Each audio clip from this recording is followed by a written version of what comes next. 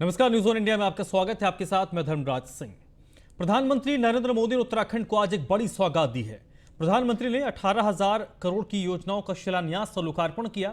प्रधानमंत्री ने अपने संबोधन में कहा कि उत्तराखंड में विकास की गंगा बह रही है। खास बात यह रही कि प्रधानमंत्री ने अपने संबोधन की शुरुआत गढ़वाली से की। प्रधानमंत्री ने कहा कि बीते 5 सालों में उत्तराखंड के विकास के लिए केंद्र सरकार ने 1 लाख करोड़ से अधिक की परियोजनाएं स्वीकृत की हैं। राज्य की सरकार इन परियोजनाओं को तेजी से जमीन पर उतार भी रही है। इसी क्रम में आज 18,000 करोड़ से अधिक की परियोजनाओं का लोकार्पण और शिलान्यास किया गया है। ये परियोजनाएं इस दशक को उत्तराखंड का दशक बनाने में अहम भूमिका निभाएंगी।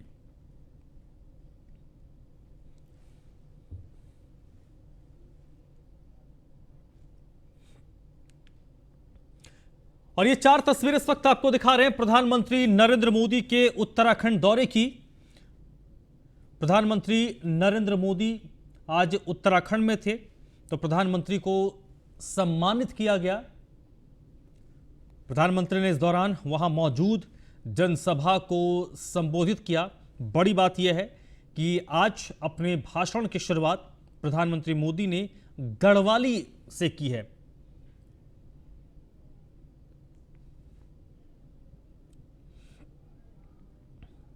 इस दौरान प्रधानमंत्री नरेंद्र मोदी ने अपने संबोधन में कहा कि उत्तराखंड आने वाले वक्त में विकास की एक नई लकीर खींचने जा रहा है।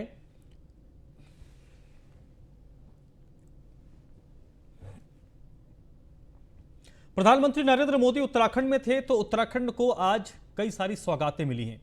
क्या कुछ प्रधानमंत्री ने आज उत्तराखंड को दिया है सौगात, क्या कुछ उत्तराखंड को आज प्रधानमंत्री के द्वारा दिया गया है, वो हम आपको ग्राफिक्स के जरिए बताते हैं। दिल्ली देहरादून एक्सप्रेसवे का प्रधानमंत्री नरेंद्र मोदी ने शिलान्यास किया। ये एक्सप्रेसवे कितना इंपॉर्टेंट है आप इस बात को इससे समझ सकते हैं कि आप दिल्ली से देहरादून की दूरी एकदम से कम हो जाएगी। 175 किलोमीटर लंबा ये एक्सप्रेसवे होगा। 8400 करोड़ की लागत से ये एक्सप्रेसवे बना। एक्सप्रेसवे पर ग्रीनफील्ड अलाइनमेंट लगेगा। आज इसका शिलान्यास प्रधानमंत्री मोदी ने किया है। 51 किलोमीटर लंबे ग्रीनफील्ड अलाइनमेंट का शिलान्यास प्रधानमंत्री नरेंद्र मोदी ने किया। 2082 करोड़ की लागत से यह ग्रीनफील्ड अलाइनमेंट का निर्माण होना है। 1602 करोड़ की लागत से हरिद्वार रिंग रोड का प्रधानमंत्री ने शिलान्यास किया। लक्ष्मण झूला के पास 69 करोड़ की लागत से एक स्पान पुल बनेगा। इसके अलावा 1695 करोड़ की लागत से देहरादून पांवटा साहिब मार्ग को दुरुस्त किया जाएगा। 1777 करोड़ की लागत से 82 जल विद्युत परियोजना का निर्माण होगा। इसका लोकार्पण। ऑल वेदर रोड देवप्रयाग से श्रीकोट का आज प्रधानमंत्री ने लोकार्पण कर दिया। इससे चारधाम की यात्रा सुगम होगी। ऑल वेदर रोड ब्रह्मपुरी से कोड़ियाल तक का जो सड़क चौड़ीकरण कार्य है वो पूरा हो चुका है। लामबगड़ से 500 मीटर लंबे लैंडस्लाइड जोन के ट्रीटमेंट के कार्य हुए हैं। ऑल वेदर रोड साकिनी धार देवप्रयाग लैंडस्लाइड जोन का ट्रीटमेंट का कार्य हो चुका है। देवप्रयाग और श्रीनगर में भूस्खलन क्षेत्रों का ट्रीटमेंट कार्य भी पूरा किया जा चुका है।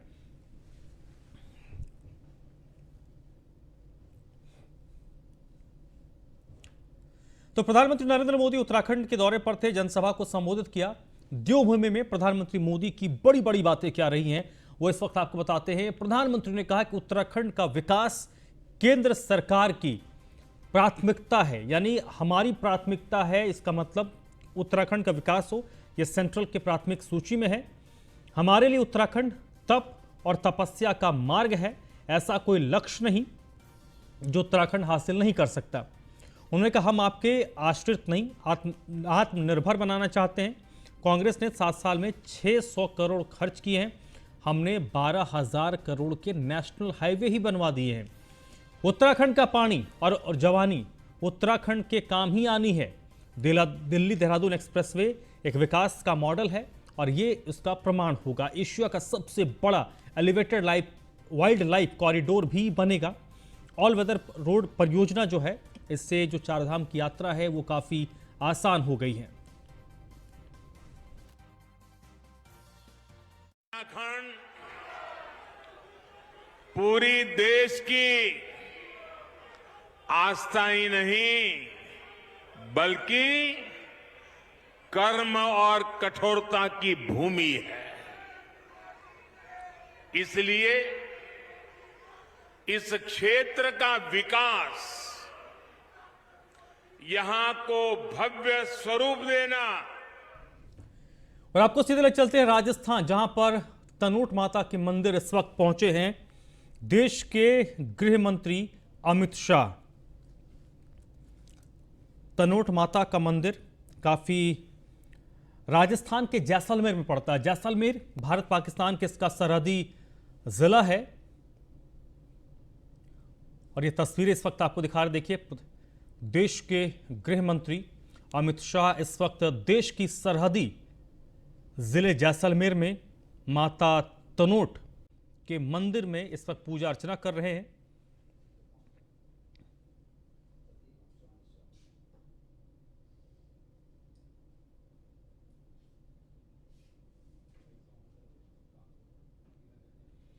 और इस माता तनोट की मंदिर की बात करें तो इसकी अपनी कई सारी पौराणिक कहानियां हैं, लेकिन विशेष तौर पर अगर हम बात करें तो कहा यह जाता है कि 1965 में जब भारत और पाकिस्तान के बीच युद्ध हुआ था और उस युद्ध के दौरान पाकिस्तान की तरफ से भारत के सरहदी इलाकों में जमकर बम बरसाए गए थे। और जैसलमेर, बाड़मेर ये वो जिले हैं जो पाकिस्तान के साथ सीमा साझा करते हैं और ये एकदम बॉर्डर पर है, बॉर्डर से बिल्कुल सटा हुआ ये मंदिर है। कहते हैं कि पाकिस्तान की तरफ से इस मंदिर को निशाना बनाने के लिए कई सारे बम गिराए गए थे, लेकिन एक भी बम इस मंदिर में जाकर नहीं फटे, यानी एज इट इज ही बम रह गए। और आज भी जो लोग यहाँ पर दर्शन के लिए जाते हैं वो सारे बम वहाँ आज भी रखे गए हैं। तो ये लोग महिमा मानते हैं भारतीय सेना हो या अर्धसैनिक बल बीएसएफ जो बॉर्डर्स की रक्षा करती है, उनकी तरफ से भी बहुत ज़्यादा मान्यता माता तनोट की है। जैसलमेर ज़िले में स्थित है, बॉर्डर के बिल्कुल करीब जैसलमेर ज़िला है राजस्थान का। और ये जल शक्ति मंत्री अभी आपको नज़र आ रहे होंगे, जोधपुर से सांसद हैं, और गजेंद्र सिंह शेखावत। जोधपुर भी बाड़मेर, जैसलमेर के साथ पाकिस्तान के साथ बॉर्डर साझा करता है।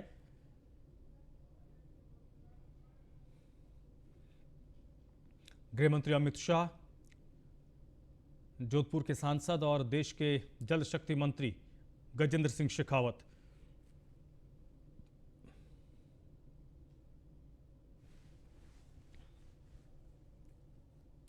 चलिए एक बार फिर से रुख करते हैं उत्तराखंड की खबरों की तरफ। प्रधानमंत्री नरेंद्र मोदी ने आज उत्तराखंड को ढेरों सौगात दिए, उत्तराखंड की जनसभा को संबोधित भी किया। प्रधानमंत्री नरेंद्र मोदी ने क्या कुछ बड़ी बातें कही वो आपको सुनवाते हैं।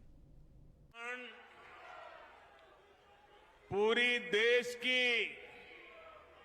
आस्था ही नहीं बल्कि कर्म और कठोरता की भूमि है। इसलिए इस क्षेत्र का विकास, यहां को भव्य स्वरूप देना डबल इंजन की सरकार की सर्वोच्च प्राथमिकता है। इसी भावना से सिर्फ बीते 5 वर्षों में उत्तराखंड के विकास के लिए केंद्र सरकार ने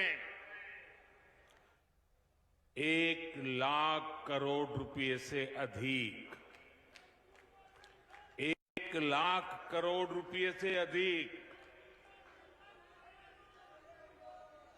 1 लाख करोड़ रुपए से अधिक परियोजनाएं स्वीकृत की हैं। आज 18,000 करोड़ रुपए से अधिक की परियोजनाओं का लोकार्पण और शिलान्यास किया जा रहा है। इनमें कनेक्टिविटी हो,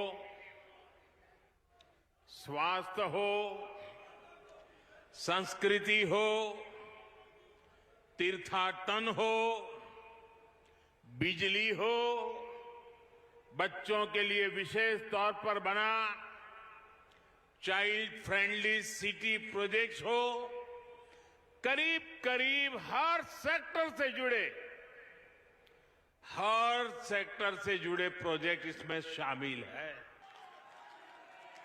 जो लोग पूछते हैं कि डबल इंजन की सरकार का फायदा क्या है, वो आज देख सकते हैं कि डबल इंजन की सरकार कैसे उत्तराखंड में विकास की गंगा बहा रही है। भाइयों और बहनों, इस शताब्दी की शुरुआत में अटल बिहारी वाजपेयी जी ने भारत में कनेक्टिविटी बढ़ाने का अभियान शुरू किया था, लेकिन उनके बाद 10 साल देश में ऐसी सरकार रही जिसने देश का, उत्तराखंड का बहुमूल्य समय व्यर्थ कर दिया। साल तक देश में इंफ्रास्ट्रक्चर के नाम पर घोटाले हुए, घपले हुए। इससे देश का जो नुकसान हुआ उसकी भरपाई के लिए हमने 2 गुनी गति से मेहनत की और आज भी कर रहे हैं। और इस वक्त सुदीप जैन मेरे साथ जुड़ रहे हैं देहरादून से इसी पर ज्यादा बातचीत के लिए। सुदीप, प्रधानमंत्री आए, सौगात उत्तराखंड को दिया गया, चुनाव भी हैं, क्या इंपैक्ट रहा प्रधानमंत्री के इस दौरे का? क्या इंपैक्ट आप देख पा रहे हैं प्रधानमंत्री के उत्तराखंड के दौरे के बाद? देखिए, प्रधानमंत्री का दौरा बहुत, प्रधानमंत्री ने जो 18,000 करोड़ रुपए के 18 अलग अलग प्रोजेक्टों की स्वीकृति, जिसमें लोकार्पण व शिलान्यास शामिल है, वो उत्तराखंड को दिया है। इससे उत्तराखंड, उत्तर प्रदेश और हिमाचल जैसे राज्यों को भी फायदा होगा। प्रधानमंत्री की एक सफल रैली का आयोजन मुख्यमंत्री पुष्कर सिंह धामी व भारतीय जनता पार्टी संगठनात्मक तौर से करा ले गए। इसकी एक बहुत बड़ी वजह यह भी थी क्योंकि चुनाव अभियान से भी इसे जोड़ा गया और ये प्रधानमंत्री का दूसरा चुनावी दौरा है, क्योंकि इसके पहले वो ऋषिकेश एम्स आए थे, पूरे देश के ऑक्सीजन प्लांट का उद्घाटन किया गया था। आज के दौरे की कुछ महत्वपूर्ण बातों में यदि हम शामिल करें तो प्रधानमंत्री ने सीधे तौर पर जो केंद्र ने योजनाएं दी उसमें बीते 10 वर्षों का इसलिए भी जिक्र किया क्योंकि बीते 10 वर्षों में यूपीए का शासन था और यूपीए के बाद जब सत्ता में एनडीए आई तो एनडीए के विकास कार्यों से तेज गति आई है, जिसमें देहरादून हरिद्वार हाईवे सबके सामने है, 4 धाम हाईवे प्रोजेक्ट प्रधानमंत्री मोदी का सपना है, केदारनाथ पुनर्निर्माण है और अब देहरादून और सहारनपुर होते हुए जो दिल्ली का एलिवेटेड एक्सप्रेस वे बन रहा है, ये सभी के सामने है। तो निश्चित तौर पे ये महत्वपूर्ण दौरा था प्रधानमंत्री का और इस दौरे से कहीं ना कहीं भारतीय जनता पार्टी को भी एक बड़ी ऑक्सीजन मिली है, क्योंकि पार्टी जो सत्ता में होती है उसके सामने चुनाव से पूर्व एक एंटी इनकम्बेंसी फैक्टर होता है, जो इस समय भारतीय जनता की पार्टी के सामने भी है। लेकिन इस सफल रैली करा के भारतीय जनता पार्टी को बड़ी राहत मिली है और उसने जनता में एक अपना जन समर्थन का संदेश भी दे दिया। चलिए सुदीप, बहुत बहुत शुक्रिया आपका इस पूरी बातचीत के लिए। चलिए बढ़ते आगे। मुख्यमंत्री पुष्कर सिंह धामी ने भी देहरादून की रैली को संबोधित करते हुए कहा कि आज हमारा देश प्रधानमंत्री मोदी के अथक परिश्रम एवं कुशल नेतृत्व में विकास के पथ पर निरंतर आगे बढ़ रहा है। मुख्यमंत्री धामी ने विपक्ष पर निशाना साधते हुए कहा कि सनातन संस्कृति का अपमान करने वाले मंदिर जा रहे हैं। चुनाव के वक्त मंदिर जाने वालों से लोगों को सतर्क रहना चाहिए और ये लोग देश के लिए खतरनाक हैं।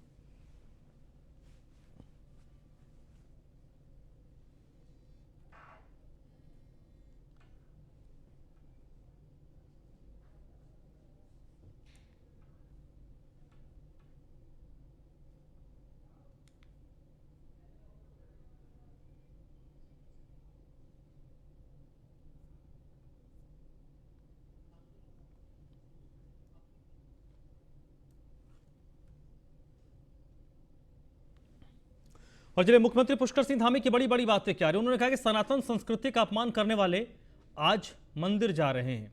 चुनाव के वक्त मंदिर जाने वाले देश के लिए बहुत खतरनाक हैं। देश को लूटने वाले देवभूमि की गरिमा के साथ खिलवाड़ कर रहे हैं। सर्जिकल स्ट्राइक का सबूत मांगने वाले देश के दुश्मन थे। हमारी सेना ने दुश्मन के घर में घुसकर उनको मारा है। ऐसे दुश्मनों को वोट की चोट से ही जवाब दिया जाएगा। मोदी के विचारों पर चलकर ही उत्तराखंड आगे बढ़ रहा है। उत्तराखंड के लिए कई योजनाएं मंजूर हुई हैं। उत्तराखंड में बेहतर कनेक्टिविटी पर भी ध्यान दिया गया है। आपके हाथों में संपूर्ण भारतवर्ष है, आपके आशीष से ही संवरता तरुण प्रदेश है।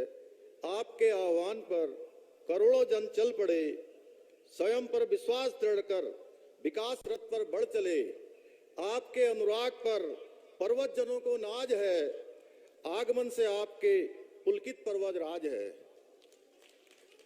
आज के इस अवसर पर मैं बाबा केदार, भगवान बद्री विशाल एवं समस्त देवी देवताओं से प्रार्थना करता हूं कि आदरणीय प्रधानमंत्री जी पर उनका आशीर्वाद हमेशा रहे, जिससे उनके नेतृत्व में भारत। प्रधानमंत्री नरेंद्र मोदी आज उत्तराखंड में थे, उत्तराखंड को कई सारी सौगात दी। इस दौरान भारतीय जनता युवा मोर्चा के राष्ट्रीय उपाध्यक्ष नेहा जोशी से बातचीत की है न्यूज़ ऑन इंडिया संवाददाता ने। नरेंद्र मोदी की दून में होने वाली जनसभा में बहुत बड़ी संख्या में लोग पहुंच रहे हैं। कई कार्यकर्ता, पदाधिकारी अपने सहयोगियों, समर्थकों के साथ भी पहुंच रहे हैं। ये नज़ारा जनसभा स्थल के पास का है। हमारे साथ इस वक्त प्रवक्ता और राष्ट्रीय युवा मोर्चा की उपाध्यक्षा नेहा जोशी, इनसे पूछते हैं। नेहा जी, कितना रिस्पांस है? आप इतनी भीड़ लेकर आई हैं, पहले ही जगह नहीं परेड मैदान में।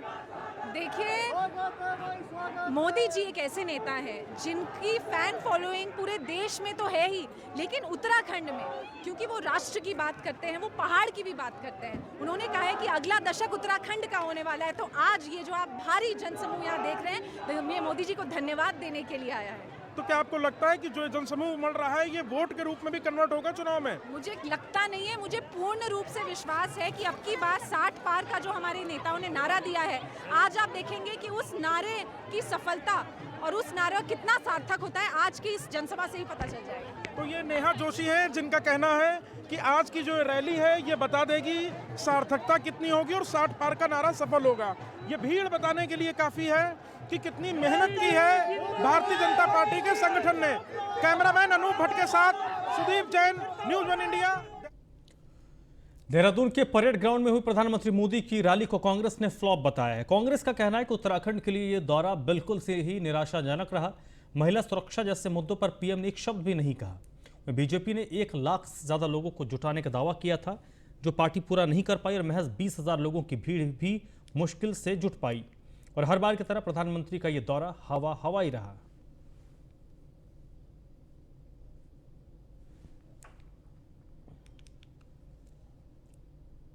वहीं आम आदमी पार्टी की विजय शंखनाद यात्रा द्वारहाट पहुंची है।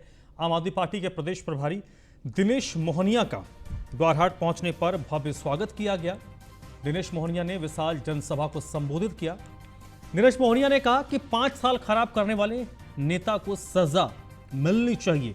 जो नेता वोट मांगने आए उससे 5 साल का हिसाब लें। जिस विधायक का काम ठीक हो उसे अपना वोट दें। काम के आधार पर अपना वोट आप जरूर दें। और आम आदमी पार्टी के पक्ष में उन्होंने माहौल बनाने की कोशिश की और अपील की कि आम आदमी पार्टी को उत्तराखंड इस बार जरूर अपना मत दें।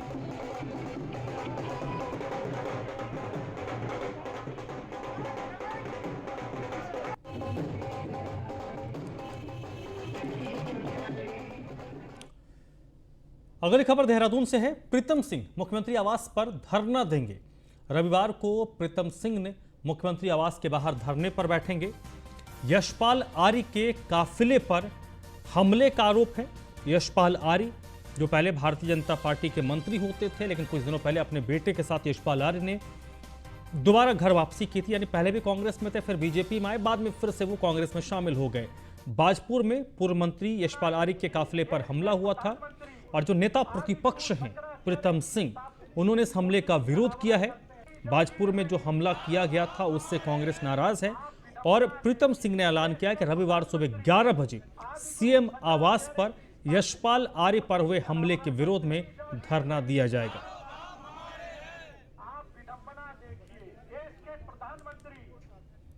आगामी विधानसभा चुनाव के मद्देनजर अब कांग्रेस अपने घोषणा पत्र को तैयार करने में जुटी है। घोषणा पत्र में जनता की जरूरतों और समस्याओं को प्रमुखता से रखा जाएगा, जिसको लेकर सभी पदाधिकारी प्रत्याशियों को जिम्मेदारी भी सौंप दी गई है। कांग्रेस जिला अध्यक्ष विनोद नेगी ने बताया कि कांग्रेस के नेतृत्व में पदाधिकारी अब प्रत्याशी अपनी अपनी विधानसभाओं में जाएंगे और जनता की समस्याओं को सुनेंगे और उनकी सभी परेशानियों को चुनावी घोषणा पत्र में शामिल किया जाएगा।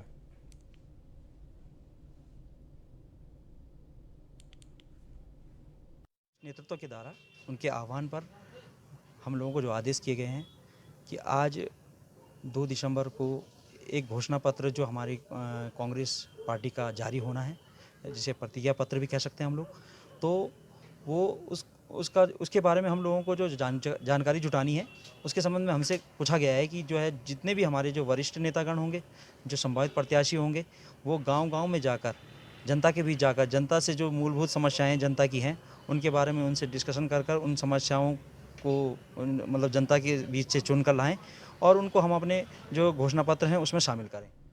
देहरादून में आज कैबिनेट मंत्री रेखा आर्य ने प्रेस कॉन्फ्रेंस की है। रेखा आर्य ने कहा कि आंगनबाड़ी वर्कर सीएम धामी का आभार जताएंगी। मानदेय बढ़ाने के लिए जो आशा वर्कर्स हैं वो सीएम का आभार व्यक्त करेंगी। 6 दिसंबर को बन्नू स्कूल में कार्यक्रम होगा। सीएम लगातार महिलाओं के लिए काम कर रहे हैं और जिन लोगों के लिए काम किया जा रहा है अब वो लोग सीएम को धन्यवाद देंगे। जब हमने प्रेस सबको बुलाया था तो निश्चित रूप से एक विषय महत्वपूर्ण था। हम लोग आगामी 6 दिसंबर को गढ़वाल मंडल की हमारी जो आंगनवाड़ी कर्मी बहनें हैं, जिन्होंने हमेशा ये आग्रह किया कि सरकार ने जिस प्रकार से इस कोरोना कालखंड के बाद में भी उनकी मानदेय वृद्धि करी है, तो वो मानदेय वृद्धि के लिए माननीय मुख्यमंत्री जी का धन्यवाद या आभार व्यक्त करना चाहते हैं। उसके लिए कार्यक्रम आहूत किया जाना चाहिए, वह भी। और दूसरा एक अवसर ये भी कि जिस प्रकार से 5 साल के कार्यकाल रहा है और इस 5 साल के कार्यकाल में आंगनबाड़ी कर्मियों को सशक्त करने के साथ साथ में महिलाओं और बच्चों को भी सशक्त करने का काम किया है, चाहे वो पोषण की दिशा में कह लो, स्वास्थ्य की दिशा में कह लो, चाहे शिक्षा की दिशा में कह लो या प्री स्कूल एजुकेशन की दिशा में कह लीजिए, जो अमूलचूल हम लोगों ने काम। रुद्रप्रयाग के भरदार क्षेत्र में दरमौला गांव में चल रहे पांडव नृत्य का फल वितरण के साथ समापन हुआ। पांडवों ने शस्त्रों के साथ नृत्य करने के बाद भगवान नारायण की तरफ से फल फेंके, जिसे भक्तों ने प्रसाद के तौर पर ग्रहण किया। वह देव निशान और पांडवों की ससुराल स्वैली सेम जाने का पल सभी भक्तों को भावुक कर गया। ग्रामीण बड़ी संख्या में देव निशानों को गांव तक छोड़ने गए और अंतिम दिन दूरदराज क्षेत्रों में से पहुंचने वाले भक्तों ने पांडवों का आशीर्वाद लिया। आज 14 से प्रारंभ पांडव नृत्य का आज मूला में विधिवत रूप से समापन इसमें पांडवों द्वारा भगवान द्वारा सभी जनता को क्षेत्र की जनता को आशीर्वाद समापन हम भगवान के विशाल से कामना करते हैं कि यह परंपरा ऐसे ही चलती रहे और अपने भक्तों को आशीर्वाद। इस बुलेटिन में फिलहाल इतना ही।